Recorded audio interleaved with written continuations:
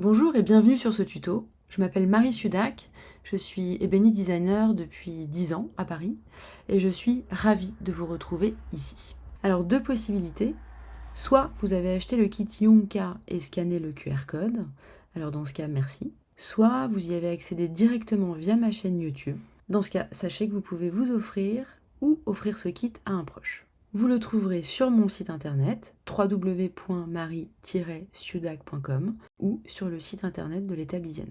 Tous les détails sont dans le descriptif de cette vidéo. Je vous laisse avec la voix suave de Julien pour vous accompagner sur les étapes de fabrication. Je vous retrouverai régulièrement tout au long de la vidéo pour vous donner quelques conseils supplémentaires. Suivez rigoureusement les consignes de Julien et surtout, amusez-vous et je vous dis à tout à l'heure. Merci Marie et bonjour à tous. Je vais donc commenter le montage de ce magnifique tabouret que Marie a appelé Yonka! Pour ça, vous aurez besoin de ce kit qui contient un tuto écrit très détaillé avec des photos pour illustrer les différentes étapes. Je vous conseille vraiment de le garder à proximité de vous pendant toute la durée du montage. Pour certaines étapes difficiles, je vous mettrai cette petite pastille en bas à droite pour vous réorienter vers le tuto photo et avoir plus d'explications. 4 pieds, 8 traverses, une assise, un plan, un support pour vous guider, un gabarit pour tracer la forme de l'assise, et un carton qui rassemble les plus petits éléments. Que voici. Il contient un crayon de papier, une gomme, un réglet, une pointe à tracer, c'est ce petit truc-là, un rouleau de scotch, un tube de colle, un forêt à bois de 6 mm, une lame de scie sauteuse, 4 centreurs, c'est ces petits trucs-là, un grand gabarit qui sera utile pour l'usinage des pieds, et un plus petit. Un sachet avec 40 tourillons. Attention, vous en aurez besoin de 36, vous n'en aurez que 4 en rab. Une râpe, 4 feuilles de papier de verre, 2 sangles de serrage avec angle, 2 cales de bois pour la fixation des pièces et 2 cales de bois qui serviront pour le ponçage. Un cylindre de bois, un listing des objets consignés dont on reparlera en fin de vidéo. Et enfin, 2 serre-joints qui devraient être différents du modèle visible dans la vidéo. Vous aurez aussi besoin de certains éléments qui ne sont pas fournis dans le kit. Une perceuse, une scie sauteuse, une pince multiple, un casque, des lunettes de protection, des gants et enfin un petit récipient et une petite éponge. On va maintenant découvrir ensemble les 9 étapes qui permettent de parvenir à ce résultat. Étape 1. Identification et annotation des pièces. Pour cette étape, nous allons avoir besoin du plan, des pieds et des 8 traverses. Positionnez le premier pied sur le plan et choisissez l'arête extérieure. Puis, faites la même opération avec les 3 autres pieds. Les pieds sont numérotés de 1 à 4. Reportez le numéro sur le pied en suivant les indications du plan. On va détailler cette étape car elle est hyper structurante pour le reste. Pour ça, je vais me servir de cette photo qui est inclue dans le tuto écrit. Cette zone correspond à l'espace occupé par la traverse. La lettre D correspond à la traverse haute et la lettre H correspond à la traverse basse. Ce pied-là, c'est le pied 1. Cette indication H1 correspond à la rencontre entre la traverse basse H et le pied 1. Et sur la face perpendiculaire, vous pouvez observer E1, qui est donc la rencontre entre la traverse basse E et le pied 1. Derrière chaque emplacement de traverse, vous allez voir le terme retrait. Cela symbolise le décalage qu'il y a entre les traverses et les pieds, car les traverses ne sont pas à fleur des pieds, elles sont en retrait vers l'intérieur de 5 mm. Il est essentiel de matérialiser ce retrait sur chaque face de pied qui reçoit une traverse. Pour cela, je vous conseille de noter un petit R suivi d'un trait à environ 5 mm du bord extérieur. Ce repère qui ne nécessite pas une grande précision vous guidera pour l'étape 3. Une fois la notation terminée, mettez les pieds de côté et positionnez les traverses hautes sur le plan. Choisissez la face que vous préférez et annotez votre traverse sur la face opposée. Les traverses hautes utiliseront les lettres A, B, C et D. Exemple avec celle-ci qu'on marquera de la lettre C. Pied numéro 3 sur la gauche et 4 sur la droite.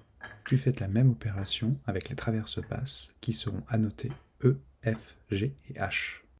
Comme l'a dit Marie, cette étape est structurante pour la suite. Soyez vigilants et n'hésitez pas à vous reporter au tuto écrit pour plus d'explications. Étape 2. Mesure et perçage des 8 traverses. Vous allez reprendre vos traverses que je vous propose d'associer 4 par 4 à l'aide d'un petit peu de scotch. Pas forcément autant que ce que met Marie. Veillez à ce qu'elles soient correctement alignées les unes par rapport aux autres. Puis, utilisez les cales de serrage et le serre-joint pour les positionner à la verticale. Vous pourrez alors prendre les mesures, sachant que les axes de perçage se trouvent centrés sur l'épaisseur et à 10 mm de chaque bord. Chaque extrémité traverse doit être doublement percée pour pouvoir accueillir 2 tourillons. On va marquer ensuite les axes de perçage avec la pointe à tracer. C'est ce petit truc-là.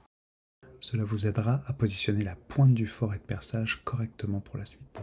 La profondeur du perçage doit être ici de 16 mm. Sur le forêt, on commence par mesurer 16 mm depuis le début de la spirale et non depuis la pointe du forêt. Et on applique un ruban adhésif autour du forêt pour indiquer la profondeur de perçage. Pour assurer la perpendicularité de mon perçage, j'ai pour habitude d'utiliser une petite cale. En maintenant l'écart entre l'arête de ma cale et mon forêt, je m'assure un perçage droit. Pour cette étape, vous aurez donc 32 trous à faire au total. Étape 3. Marquage des axes de perçage sur les pieds. Pour cette étape, vous aurez besoin du plan, des pieds, des traverses, du gabarit et des centreurs. C'est ces petits trucs. Fixez solidement le gabarit à l'aide du serre-joint, positionnez les 4 pieds sur le plan en suivant les marquages que vous avez indiqués en étape 1. Identifiez les traverses hautes et basses de la même face et positionnez-les sur le gabarit.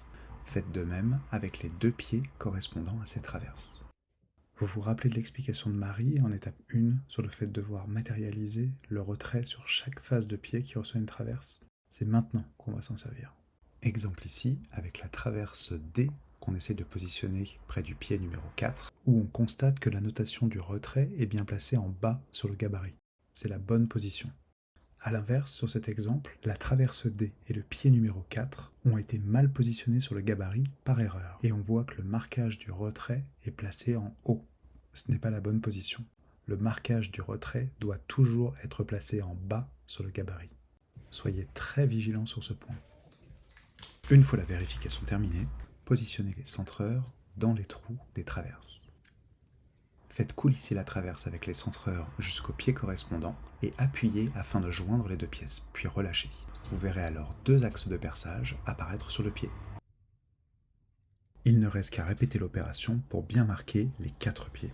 Vous aurez au total 32 axes de perçage à faire, 8 par pied.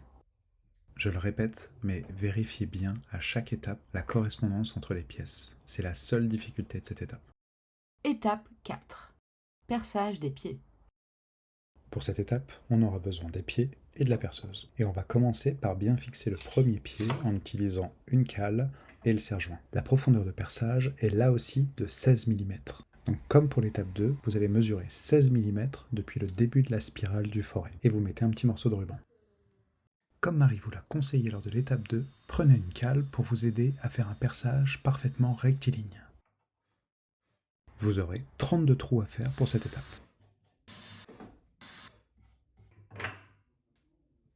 Étape 5. Montage à blanc.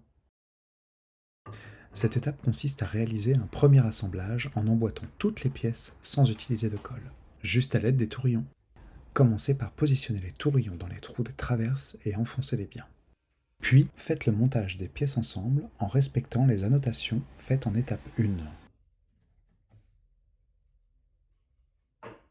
Si vous constatez des erreurs ou si certains trous nécessitent d'être ajustés, prenez le temps de les corriger.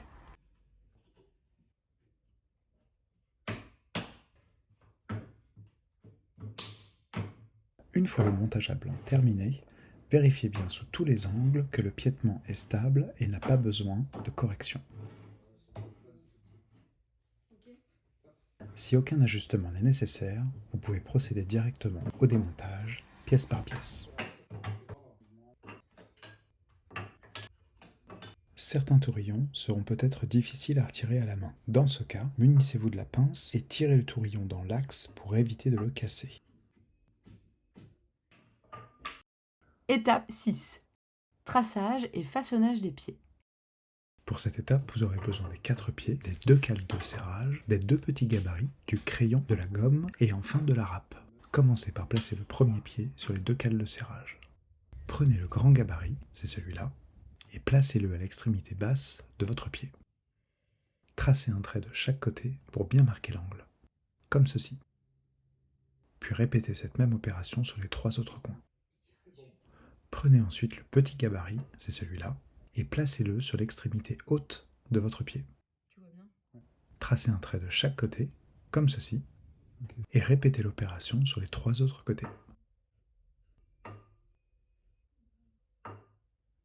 Une fois le marquage terminé, procédez de la même façon pour les 3 autres pieds. Une fois les traçages finalisés sur les 4 pieds, prenez le premier pied et fixez-le solidement à l'aide des cales de serrage et du serre-joint. Munissez-vous de la râpe et des gants, puis utilisez la râpe pour enlever la matière jusqu'à atteindre les repères tracés.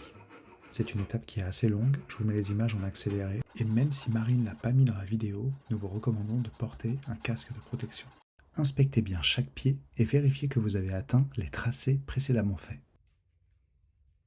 Si vous en voyez encore, continuez à utiliser la râpe jusqu'à obtenir un résultat parfait. Étape 7. Report des marquages avant ponçage. Avant de pouvoir poncer les pieds et les traverses et faire disparaître toutes les annotations crayon papier, il va falloir les reporter sur des zones qui ne seront pas visibles après l'assemblage. Commençons par les pieds. Découpez un petit morceau de scotch que vous allez coller à l'extrémité haute du premier pied. Indiquez sur le petit bout de scotch le numéro du pied ainsi que les lettres correspondantes aux traverses. Puis faites de même sur les 3 autres pieds. On marque une petite pause ici de façon à bien visualiser le résultat attendu. Intéressons-nous au pied numéro 2. Grâce au report des annotations, on sait que les traverses B et F seront sur cette face et que les traverses A et E seront sur cette autre face. Tâchez de reporter les marquages de la même façon sur les 4 pieds. Prenez ensuite vos traverses.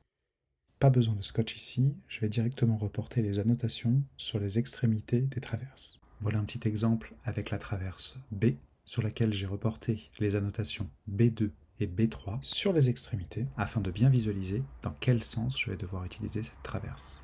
Puis faites la même opération avec les 7 autres traverses. On en profite pour retirer les petites pastilles de couleur qui permettaient de distinguer les traverses hautes des traverses basses. Une fois que toutes les annotations ont été reportées, prenez la gomme et effacez toutes les indications faites au crayon de papier sur les traverses.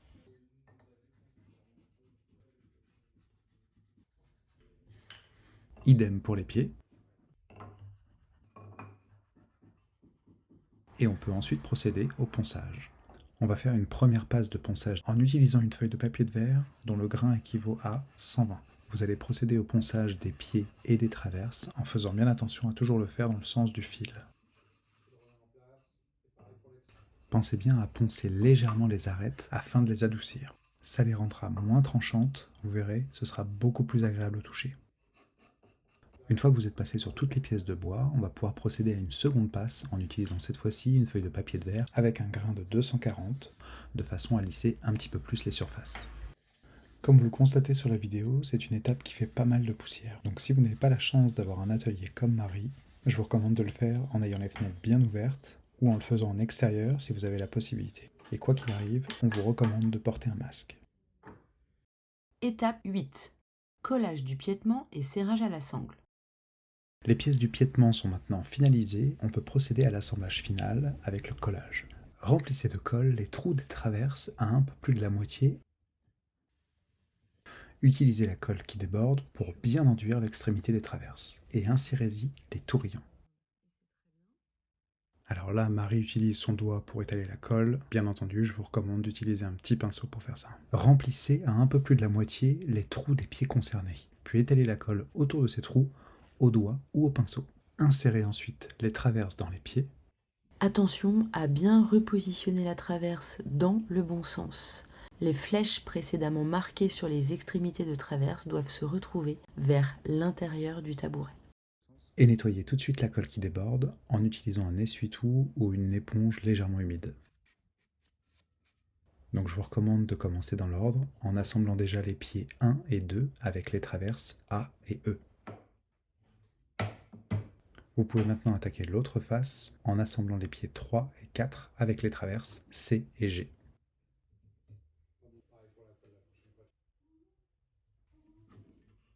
Et pour finir, assemblez les 2 modules créés précédemment avec les traverses restantes.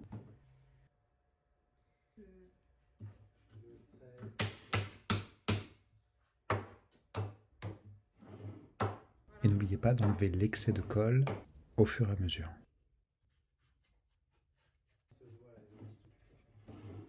retournez le tabouret. Nous allons procéder maintenant au serrage avec les sangles pour maintenir fermement le haut et le bas de notre tabouret. Si vous n'avez jamais utilisé de sangles, je vous mets dans le descriptif un lien vers un tuto qui vous expliquera comment ça fonctionne. Commencez par positionner la première sangle autour du piétement et placez les 4 coins au niveau des pieds. Puis serrez légèrement. Assurez-vous que la sangle soit bien alignée avec les traverses hautes, puis serrez. Retournez à nouveau le tabouret pour le mettre sur ses pieds. Placez une sangle autour avec les coins positionnés au niveau des pieds. Serrez légèrement pour maintenir la sangle en place, puis montez-la dans l'axe des traverses. Une fois la sangle bien alignée avec les traverses basses, serrez. Il ne reste plus qu'à laisser sécher pendant 4 heures pour que la colle prenne solidement. Le temps de boire un café, d'envoyer quelques messages, de ranger votre atelier et même de faire quelques étirements. Bref, soyez patient. Étape 9. Façonnage de l'assise et assemblage au piétement. Dernière étape de notre tuto. Vous aurez besoin de la planche en bois carré et du calque fourni. Prenez une paire de ciseaux et découpez le calque le long du trait en forme de trèfle. Prenez votre temps pour faire une découpe précise. Puis placez le calque sur le panneau en bois et tracez le contour de l'assise sur le panneau. Cela vous donnera la forme exacte de l'assise. Avant de procéder au traçage, regardez bien les 2 faces du panneau en bois et choisissez le côté que vous souhaitez rendre apparent sur le dessus. Autre point très important, le sens du fil. Un mauvais sens de fil peut provoquer la rupture d'une pièce. Nous concernant, afin de garantir la résistance de l'assise, veillez à bien orienter le gabarit à 45 degrés, comme sur cet exemple. Si le fil du bois ne traverse pas la pièce de manière oblique, vous risquerez alors une rupture au moment de la découpe notamment. Une fois que vous avez reporté le trèfle sur le panneau en bois, tracez les tangentes pour angle d'entrée de la perceuse. Pour ça, utilisez le réglet. Fixez solidement la future assise en serrant avec un serre-joint et assurez-vous de laisser dépasser au moins un angle de votre plan de travail. Prenez votre scie sauteuse et insérez la lame fournie dans le kit, en ayant bien vérifié au préalable qu'elle est hors de tension. Profitez-en aussi pour mettre le réglage pendulaire au minimum. Démarrez la scie avant de la faire entrer dans le bois et présentez la scie dans l'axe d'une des tangentes précédemment tracées. Assurez-vous que la semelle de la scie est bien à plat sur le plateau et appliquez une force d'appui constante sur la gâchette de la scie. Pour les courbes, tournez l'arrière de la machine avec précaution afin de ne pas trop tordre la lame. Il est essentiel de prendre votre temps et de ne pas chercher à découper toute la surface en une seule fois. Faites ce que je dis, faites pas ce que je fais. 1. Attachez-vous les cheveux et 2. Mettez un casque de protection auditive. Une fois la découpe finalisée, on va procéder au ponçage. Commencez par poncer les courbes et les arêtes de l'assise en utilisant du papier de verre de grain 120. Puis procédez à une seconde passe de ponçage en utilisant un papier de verre de grain 240 cette fois-ci. Ceci permettra de lisser davantage la surface et de rendre plus agréable au toucher. L'assise est maintenant finalisée, on va pouvoir procéder à l'assemblage au piétement. Commencez par mesurer le milieu des traverses hautes en termes de longueur et d'épaisseur et marquez les points avec un critérium. Marquez les axes de perçage avec votre pointe à tracer. Prenez votre perceuse et mettez un marqueur à 22 mm au scotch sur le forêt. Puis procédez au perçage des 4 traverses en veillant à être le plus perpendiculaire possible à la traverse. Et enfin, placez les 4 centreurs dans les trous. Positionnez l'assise découpée de manière visuellement esthétique et centrée sur le tabouret. Lorsque vous êtes satisfait de l'emplacement, appuyez sur l'assise pour que les centreurs y laissent leur marque. Fixez l'assise solidement à l'aide du serre-joint et mettez un marqueur au scotch à 10 mm cette fois-ci. Attention à bien positionner votre scotch à 10 mm afin d'éviter de transpercer l'assise. Percez les 4 trous en faisant toujours attention à la profondeur et à être bien perpendiculaire à l'assise. Placez les tourillons dans les trous des traverses hautes du tabouret et placez l'assise dans le même sens que lors du marquage. Si tout va bien, vous pourrez procéder au vrai collage en suivant les mêmes étapes que pour le collage précédent. Et voilà, merci Julien, ce tuto est maintenant terminé. J'espère que vous êtes satisfait de vous et du résultat obtenu et que vous vous sentez plus à l'aise avec toutes ces techniques que vous pourrez dupliquer sur d'autres projets. N'hésitez pas à me laisser vos commentaires ou remarques sous cette vidéo. À très bientôt j'espère pour de nouveaux projets. Et dernier point, n'oubliez pas que vous avez cette petite fiche avec tous les objets qui sont consignés. Vous pouvez récupérer jusqu'à 22,50 € par rapport au prix du kit, ça vaut le coup.